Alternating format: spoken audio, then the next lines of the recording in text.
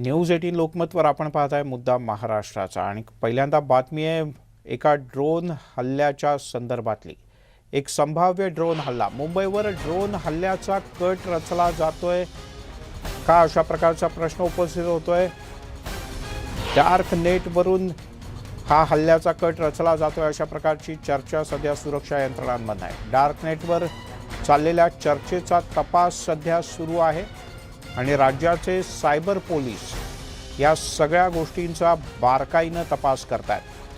मुंबईवर ड्रोन हल्ल्याच्या संदर्भात डार्क नेटवर दहशतवादी समर्थक हे ड्रोन हल्ला किंवा केमिकल अटॅक आणि सायबर हल्ला या संदर्भात चर्चा करताना आढळले आहेत।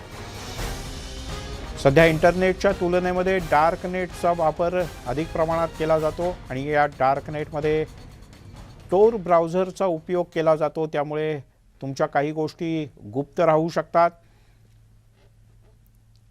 यामुळे तुमचं संभाषण किंवा त्यातलं कोडिंग जे असतं ते नीट उलगडता येत नाही आणि त्यामुळे एखाद्यांनी जर का अशी चर्चा केली तर त्यांना पकडणं हे कठीण काम असतं। या सर्व पार्श्वभूमीवर मुंबई सायबर पोलीस विभाग हा सतर्क झाला आहे आणि या सगळ्या प्रकरणाची सखोल चौकशी सुरू झाली।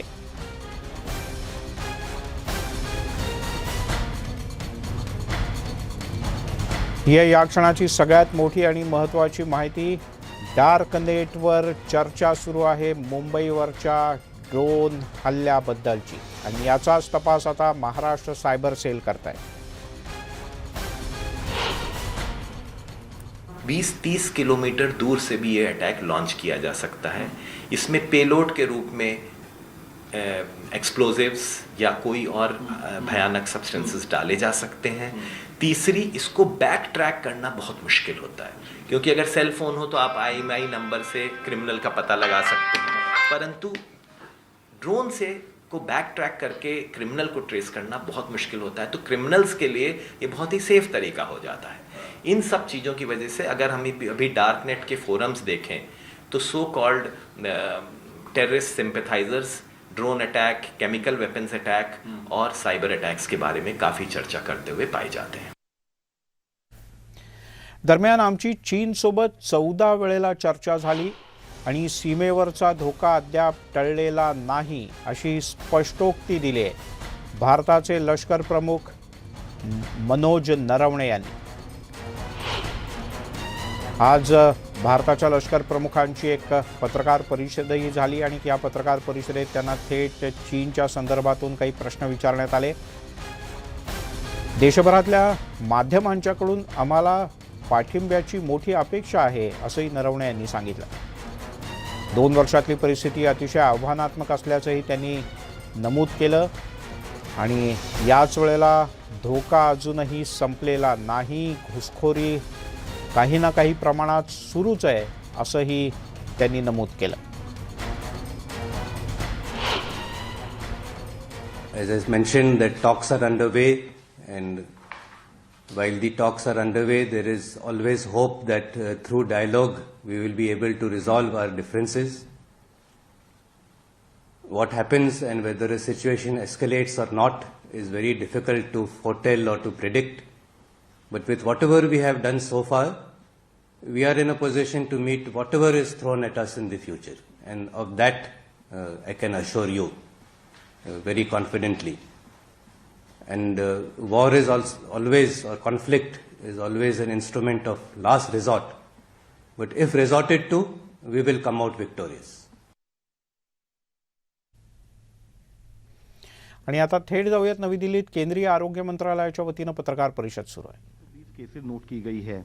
इसी के साथ ही हाई इन्फेक्शन स्प्रेड को दिखाते हुए हम देखते हैं कि जहां 30 दिसंबर को देश में ओवरऑल केस पॉजिटिविटी 1.1% थी, अब वह बढ़कर करीब 11.05% हो गई है। इसी के साथ ही जैसे पिछले हफ्ते भी हमने आपको इस मंच में बताया था कि ओवरऑल अक्रॉस द स्टेट्स हम एक काफ़ी हाई सर्ज नोट कर रहे हैं और उसी के सैंपल के रूप में हम दिखाना चाहेंगे कि जैसे कुछ स्टेट्स में 2 तरह के कंसर्न्स उभर कर आ रहे हैं।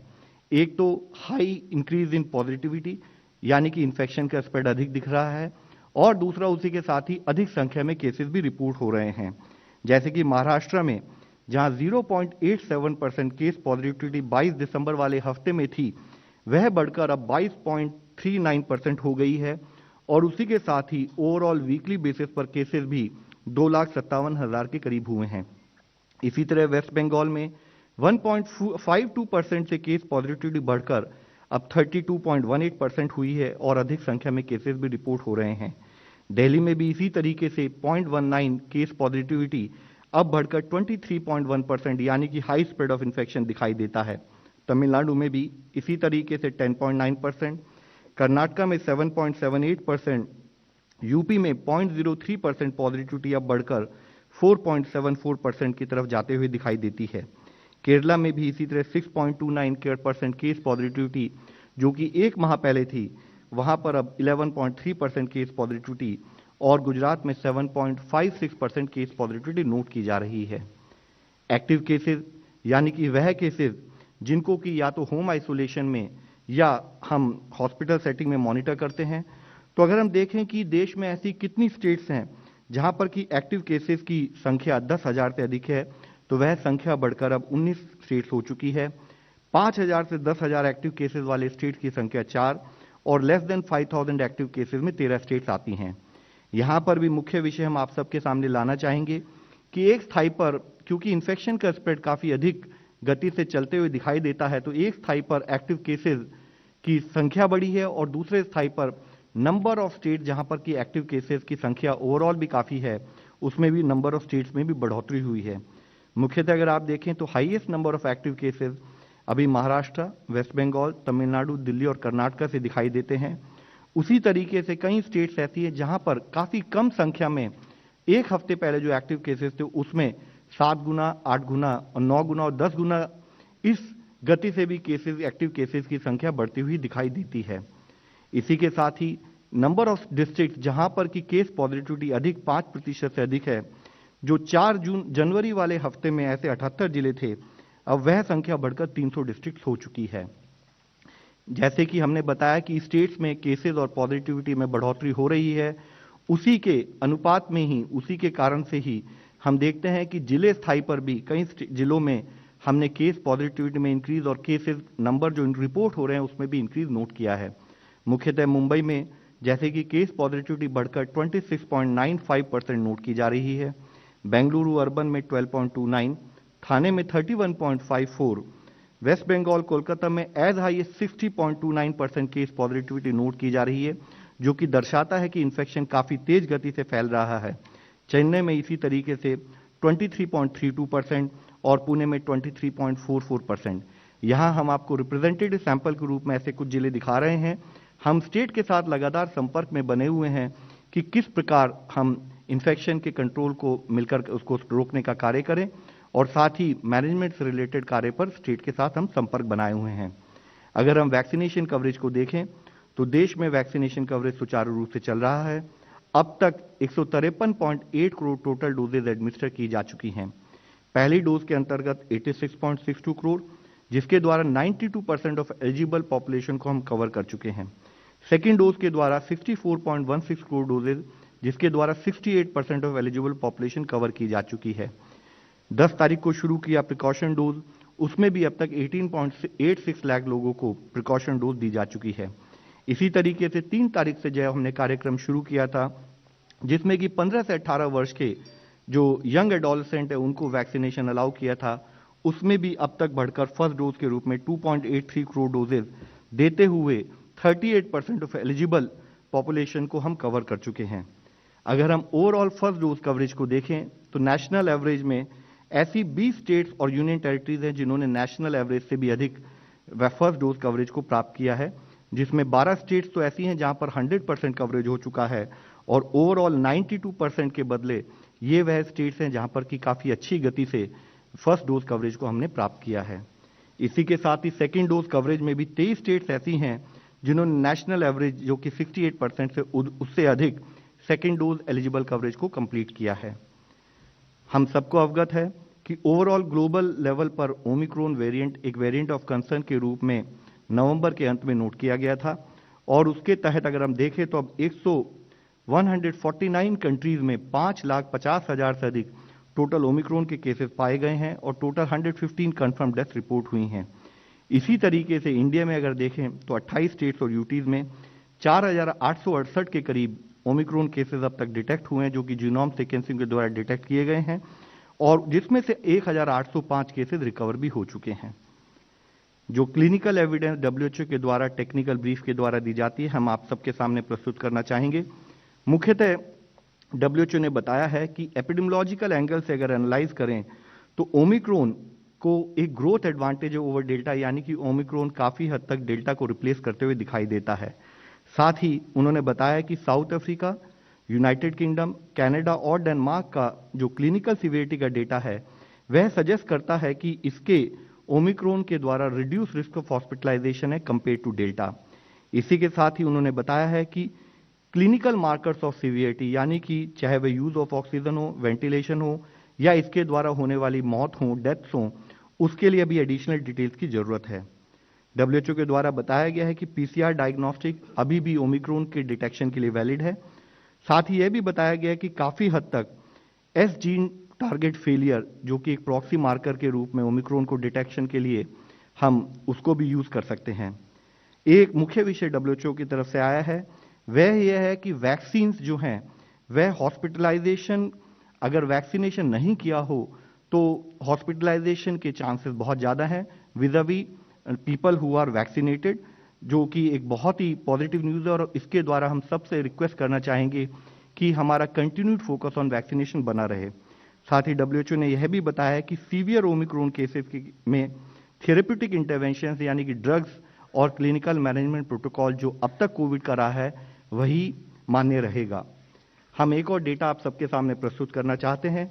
न्यूयॉर्क सिटी ने, जो कि उन्होंने अपनी वेबसाइट पर भी पब्लिश किया है, उस डेटा में उन्होंने मई के महीने से लेकर अब तक वहां पर आने वाले केसेस, जिसमें कितने केसेस वैक्सीनेटेड थे, कितने नॉन वैक्सीनेटेड थे और उनमें से कितने केसेस को हॉस्पिटलाइजेशन करने की आवश्यकता पड़ी, उस डेटा को एनालाइज करके बताया है कि जैसे कि पहले ग्राफ में हम दिखा रहे हैं, new daily cases with respect to their vaccination status, जो कि 18 साल से अधिक पॉपुलेशन का है।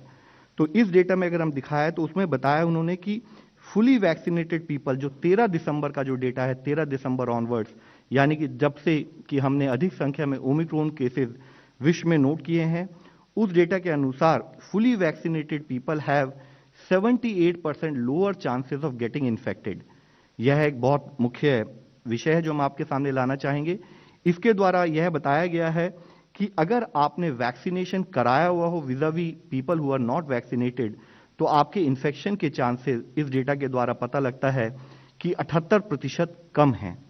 दूसरा डेटा उन्होंने एनालाइज करके बताया है, जिसमें कि सेकंड ग्राफ में हमने आपको दिखाया है कि किस तरह से हॉस्पिटलाइजेशन पर 1 लाख पीपल और उसमें वैक्सीनेटेड और नॉन वैक्सीनेटेड हॉस्पिटलाइजेशन किस प्रकार हुआ है।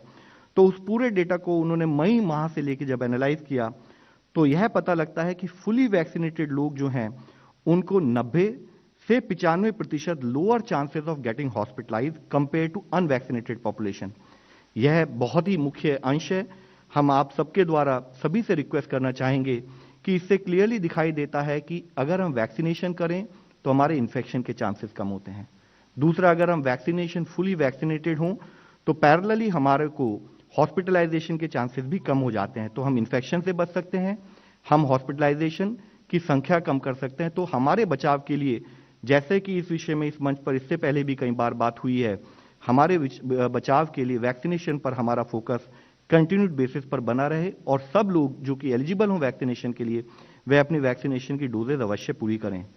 इसी संदर्भ में माननीय प्रधानमंत्री जी के लेवल पर इस संडे के दिन एक डिटेल्ड विस्तृत हाई लेवल चर्चा की गई थी, जिसमें पेंडेमिक की overall situation, health infrastructure preparedness, vaccination campaign और ओमिक्रॉन के स्प्रेड के विषय पर चर्चा की गई। वहां डिटेल डिस्कशन करते हुए माननीय प्रधानमंत्री जी ने इंस्ट्रक्शन दी हैं कि क्योंकि काफी हद तक यह ओमिक्रॉन वायरस, ओमिक्रॉन वेरिएंट ये हाईली ट्रांसमिसिबल है और काफी हद तक केसेस माइल्ड रहते हैं, तो हमें होम आइसोलेशन गाइडलाइंस और उसकी मॉनिटरिंग की पद्धति स्टेट लेवल पर सुदृढ़ करने की आवश्यकता है। आणि जाऊया दिल्लीला, जिथे आरोग्य मंत्रालयाची पत्रकार परिषद सुरू आहे। और आपके द्वारा हम यह मैसेज सबसे रिक्वेस्ट करना चाहेंगे कि 15 से 18 वर्ष के आयु वर्ग के सभी यंग एडोलसेंट अपना टीका लगवाएं। हेल्थ केयर और फ्रंटलाइन वर्कर के लिए जो प्रिकॉशन डोज शुरू की गई है उसको सभी लोग लगवाएं, और 60 साल से अधिक वह लोग जिनको कोमॉर्बिडिटी है वो भी प्रिकॉशन डोज लगवाएं। और इसके साथ ही इन्फेक्शन के स्प्रेड को कंट्रोल करना आपकी मेरी हर एक नागरिक का कर्तव्य है। तो उसके तहत हम हमेशा मास्क पहन के रखें, हाथ धोएं, सैनिटाइज करें, 2 गज की दूरी बनाकर रखें और समय पर अपना टीका कराएं। धन्यवाद। त्यामुळे केंद्रीय आरोग्य मंत्रालयानं 100% लसीकरण काही ठिकाणी झाल्याचं सांगितलं, पण त्याच वेळेला ज्यांनी अजून दुसरा डोस घेतलेला नाही त्यांनी दुसरा डोस घेणं आवश्यक आहे। तुम्ही जर का दोन्ही डोस घेतले असतील तर तुम्हाला कोरोनाचा त्रास अतिशय कमी प्रमाणात होईल। जर का तुम्ही म्हणजे कोरोना होणार नाही, पण जर का तुम्हाला त्रास झालाच तर तो अतिशय कमी प्रमाणात त्याचा त्रास होईल। महाराष्ट्र, तामिळनाडू आणि पश्चिम बंगालमध्ये सगळ्यात जास्त प्रभाव कोरोनाचा असल्याचंही नमूद करण्यात आलं आहे। यासोबतच या बुलेटिनमध्ये इथेच थांबूयात। ताज्या बातम्यांचा ओघ न्यूज 18 लोकमतवर सुरूच राहील।